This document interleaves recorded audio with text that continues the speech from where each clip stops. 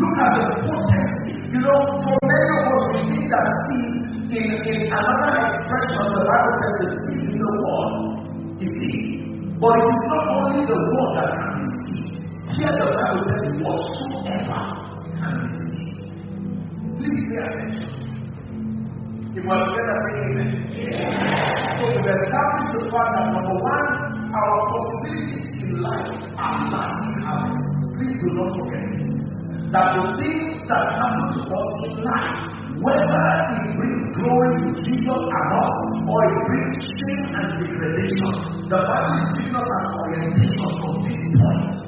That there is a law that if that law fails, it is mockery of God. That means the very integrity of God is the force that maintains that law. And then it tells us that the generic name for seed is whatsoever. And that is a disturbing revelation. Everything can become a seed. Wickedness can be a seed. Kindness can be a seed. Prayer can be a seed. More than an act is a seed. Benevolence can be a seed. Diligence can be a seed. Discipline can be a seed. Consecration can be a seed. Carelessness can be a seed.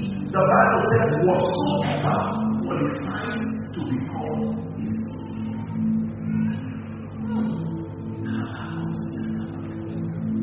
Whatsoever a man soweth.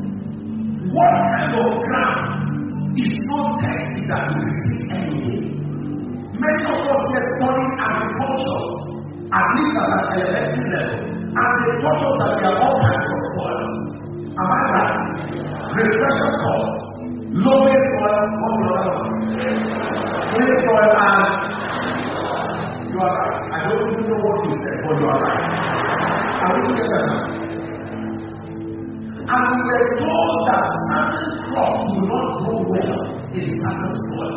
But then the Bible is introducing a kind of soil that anything born of it can grow. Whatsoever a man soweth, he said that man shall reap.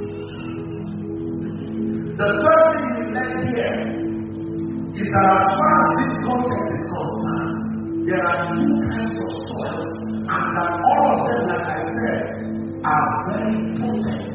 Number one, the flesh. Number two, the spirit. That the flesh and the spirit are both soils and can